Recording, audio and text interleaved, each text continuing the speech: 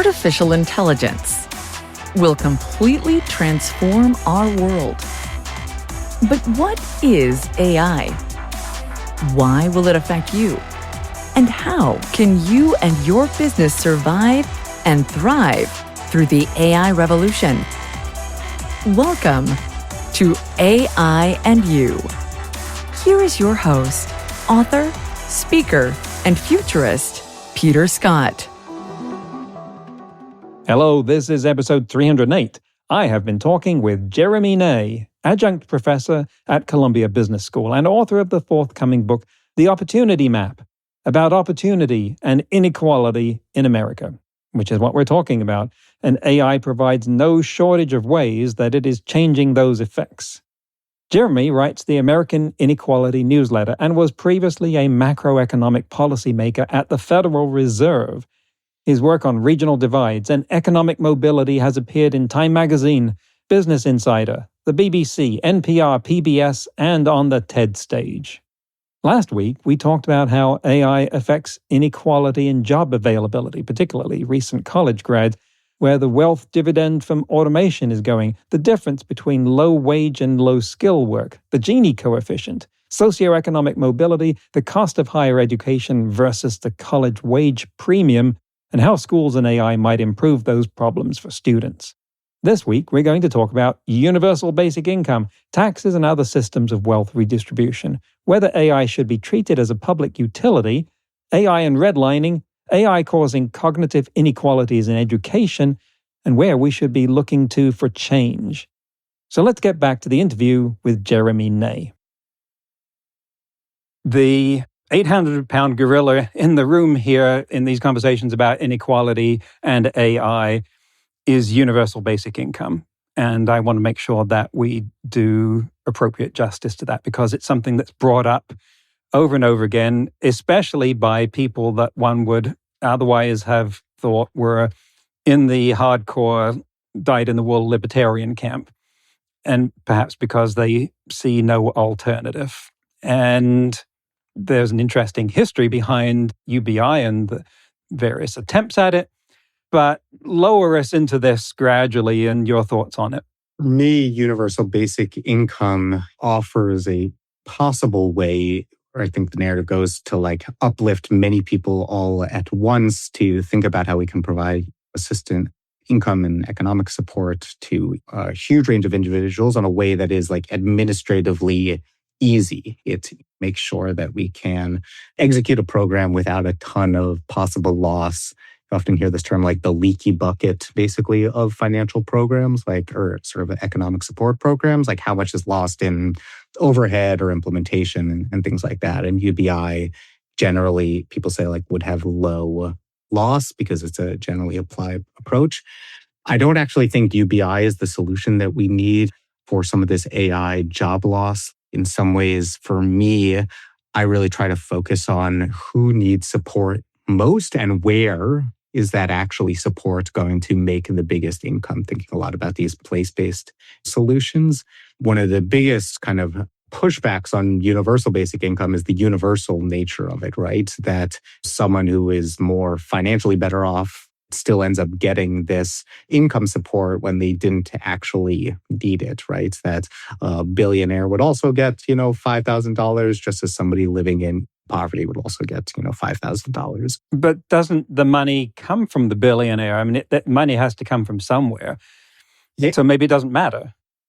Perhaps, the way that we set up the taxation for this and implement that program, but you could also argue it comes from different areas of how we're setting up the U.S. budget, right? So we could take it away from, instead of increasing our Department of War budget from $850 billion to $1.5 trillion, do we need to put that extra $700 billion into F-22 and F-15 fighter jets, or could we be putting it into these programs that actually go quite far for lifting people up?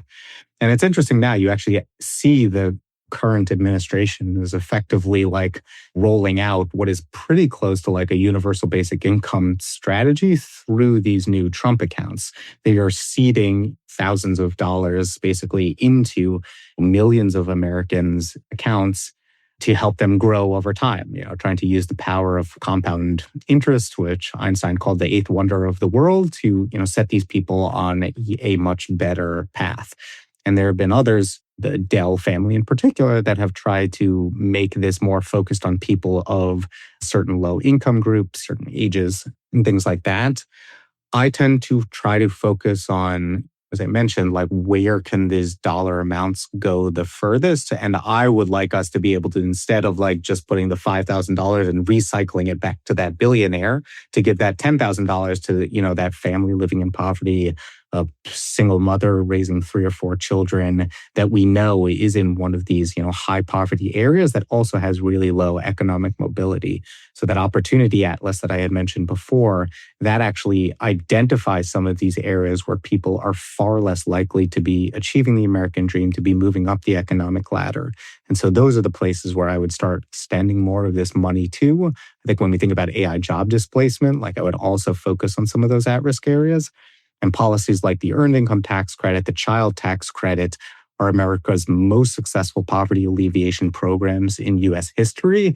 And so trying to use some of these programs that can be targeted based off of who we know needs it on location too, those have been really effective for addressing a lot of these high inequality and high poverty measures that we're experiencing. When UBI is brought up in the context of what AI is going to do to our future, it seems to be for 2 reasons. One is that there will be wide-scale job loss. In the extreme, no one has a job anymore, so no way of earning money, therefore they have to get it from somewhere else. And the other is that AI is going to generate enormous amounts of wealth, so their problem solved. Then there is some sort of massive hand-waving about how the money goes from one place to the other that no one has explained to me adequately. Do you see how, if that general equation of increased wealth from AI, along with people who need that in increasing numbers due to effects of automation, can you see the mechanisms for transferring the wealth from one place to the other? We hear about things like robot taxes, which make me grind my teeth because I just don't see how those can work. But what's your thinking? Unemployment insurance already exists, right? Like we have ways to deliver money to people, who are struggling from job loss. I think what I kind of share in the same sentiment with you is that the degree to which we're providing that assistance is wholly lacking, that we need to increase that because the concerns are much more dramatic than we've perhaps experienced in the past, that the job loss could persist for a much longer period of time, that it could be deeper than we otherwise expect. Do we need to create a new system for distributing that cash, the rates that we can do it? I think, many people who I've talked with who live on unemployment insurance or Social Security income or disability, that often that is not nearly enough for them to be navigating their lives, particularly as cities are becoming much more expensive. But what we do know from some of these cash giving programs, and in particular, UBI programs that have been run in the US, like in Stockton, California, in Flint, Michigan, that income support can go a tremendous way for people who are struggling. But I think I still think about it in this way of how can we make sure that we're giving money to those who stand, at high risk of some of these issues, new mothers in particular, people who have just lost their jobs. Those are the areas that I really want to target our support to. But I do believe in the general idea of direct cash giving has proven to be a really powerful way to uplift people, while also giving them the dignity and flexibility to use that money in the way that's most empowering for them. So if I string together a bunch of assumptions here that you can call out any of them that are wrong, if it's the case that increasing this level of social support needs significantly more money than is currently in the budget, if it's also the case that transferring that from the defense budget is not going to happen, then where does that extra money come from? Is it higher marginal tax rates like we had in the past, or is there some other means? 2 big areas that I think we have seen work really well in the past that we could bring back again if we could somehow get the political will to come on board with what we know is effective policy, are increasing the top marginal tax rate and increasing the corporate tax rate. Both of those have fallen tremendously over the last 40 years. And if not longer, depending on kind of like which of those two measures you're really talking about here. But I again point to New York City, where the current mayor is trying to fund a childcare program and really doing so by just bringing the New York City corporate tax rate in line with the tax rate in Jersey. And I think even on a global scale, I know you had mentioned earlier that we wanted to get to sort of this global picture. We're tending to see many of these hyperscalers, these top-leading tech companies, move a lot of their businesses abroad, creating these tax shelters, moving a lot to Dublin and elsewhere in ways that make it so that way they don't have to pay their fair share of income support here too. So I think those two parts, increasing the top marginal tax rate and the corporate tax rate, would be tremendous. But I think this third area that is talked about much less than like actual like change in policy is just collecting the money that is owed to us in the current tax system. So Matthew Desmond, in his book Poverty by America, mentions how just collecting the taxes that are owed, that if just we could have a IRS that did everything that it was supposed to do instead of being gutted, end over end, year after year, and having to create an endlessly complex tax system, that we could generate about $185 billion basically from just collecting taxes that are owed, that could lift just about everybody in the US out of poverty, that could hand over fist fund so many of these social safety programs. SNAP budget would drastically increase, Social Security income would drastically increase. And so here it's not even necessarily like a sweeping policy change, because I spent, many years working at the Federal Reserve, many years working in government, and I think we live in a time now where political gridlock is at its worst point. I don't have a lot of confidence that we can be, increasing that top marginal tax rate or corporate tax rate. Just in the last Trump tax cuts, we just saw those numbers decrease. It's going to be hard to raise them again. But just collecting the money that is owed, I think, could very much so help fund a lot of these programs. But instead, we chop the knees out underneath a lot of these agencies and make it much more difficult for us to enact the policies that we say we care about, but yet we don't seem to operationalize on. You want to come off this central point of wealth redistribution here to check some of the boxes that I've got here in our remaining time that I wanted to cover. Thinking about AI as a service that benefits its users and is available to some and less available to others, should we treat it perhaps like a public good or public utility, like we've come to think of broadband? This is a really complex question in the current environment where there is so much development of these technologies and we don't yet know what they are capable of. There's a really strong debate between open sourcing these models and not open sourcing them. Just this past week, there was, I think it was called Mythos, was this new ability to basically identify, thousands of these zero-day attacks, right? AI model that was put in a sandbox environment that was able to escape and then basically start executing on some of these. And so I don't think about our current technology right now is as apples to apples with broadband, where that infrastructure made sense, in some ways that it could be well controlled, like having many people lay all sorts of different broadband cables, chopping up streets, right, is very expensive and time consuming and difficult. But where we currently are with the, kind of AI development, I don't see it perhaps being beneficial right now to make that a public utility at this point, though I hope we can get to that point where there is enough safety and security controls placed on these technologies that we can make this a better public good.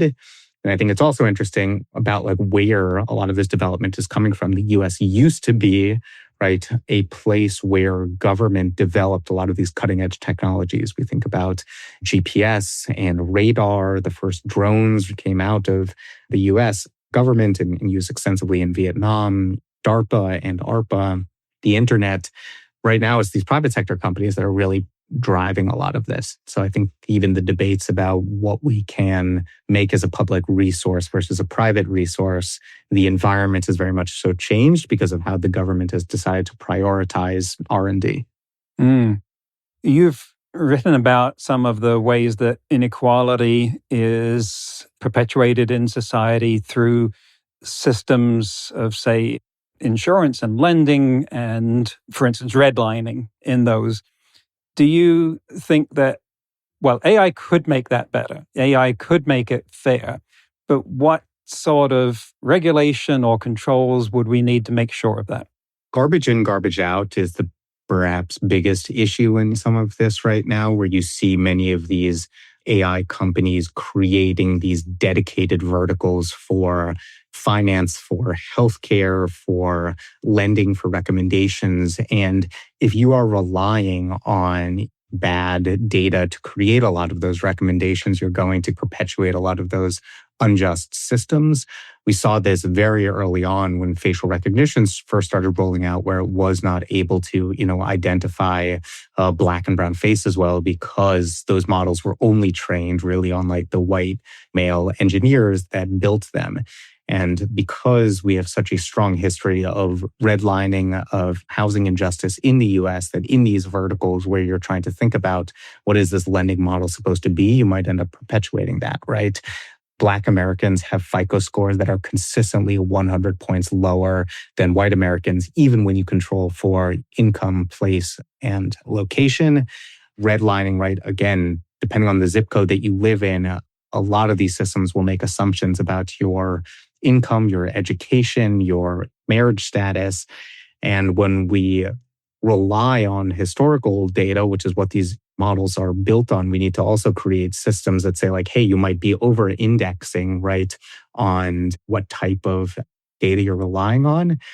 You already see it with ChatGPT. There was this interesting, analysis done just a few weeks ago saying which countries does ChatGPT think are smart or stupid. And the smart countries tend to be these Western, European, US nations, and the ones that it thinks are stupid tend to be in Africa or Latin America. And so even on, some of our most advanced models, we're tending to like see that kind of like historical and perpetuating, redlining occurring in many ways. And so I want to make sure that as people are building these models, they're trying to reduce the bias. Otherwise, we're going to and find ourselves building on a already broken foundation.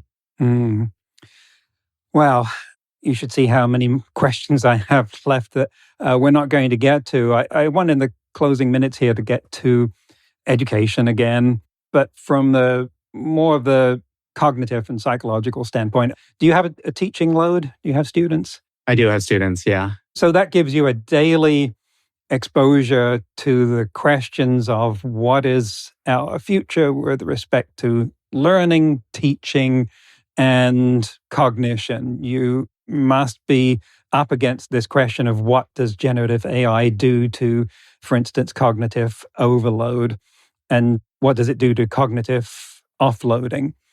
That phenomenon of where you get AI to do something for you, and even if you think, oh, well, I'm using it to help me understand this, if you don't engage with it as fully as necessary, it becomes something that's just at arm's length, and you haven't really owned the increase in your ability to understand and generate thinking on that.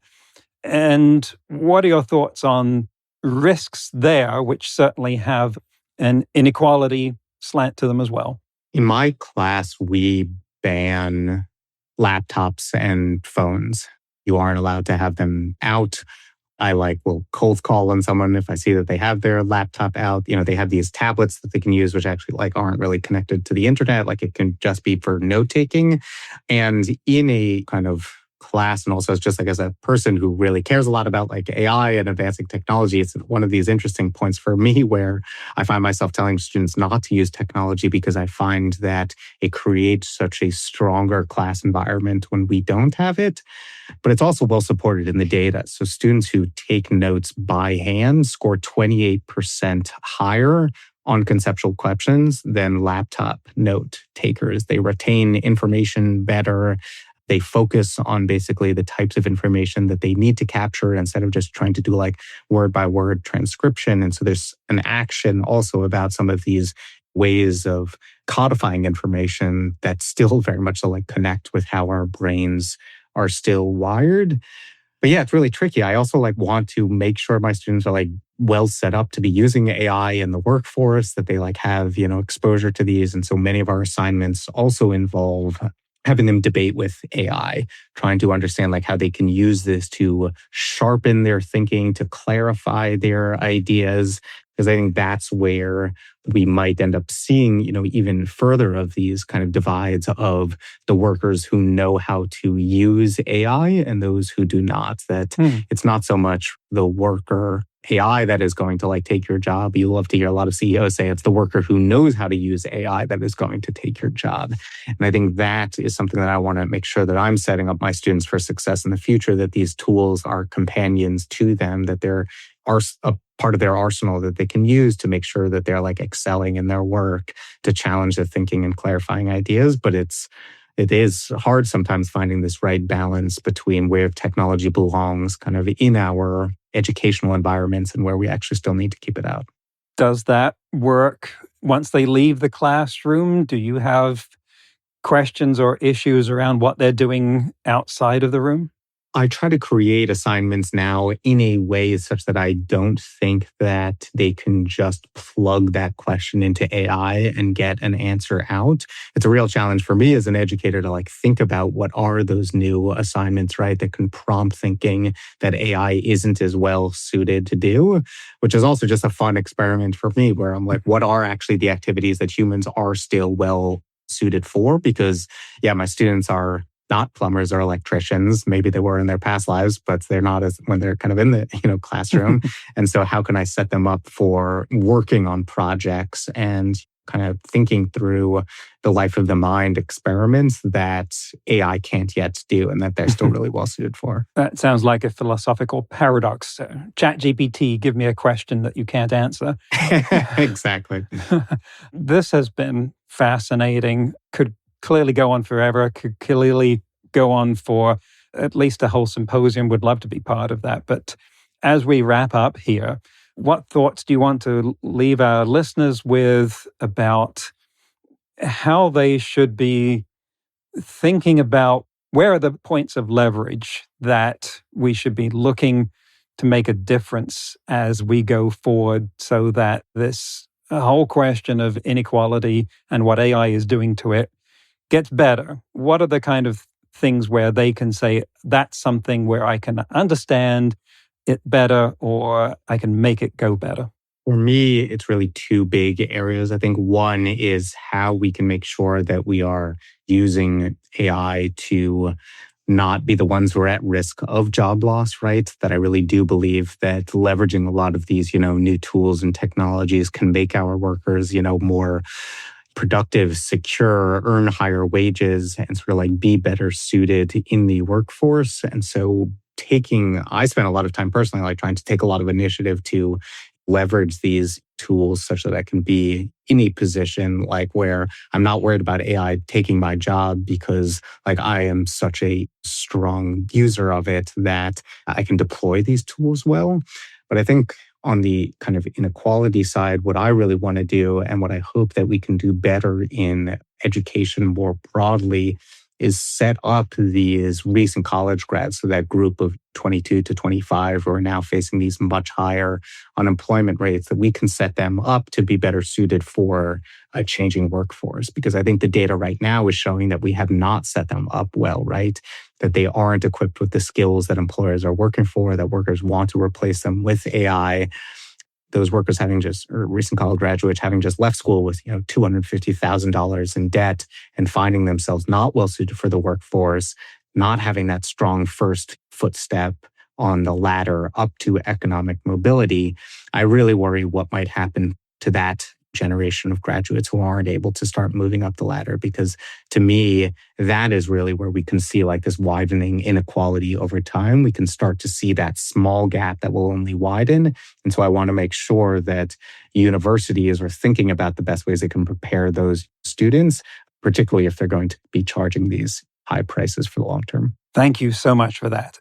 So I'd like everyone to look for your book, The Opportunity Map, when it comes out next year.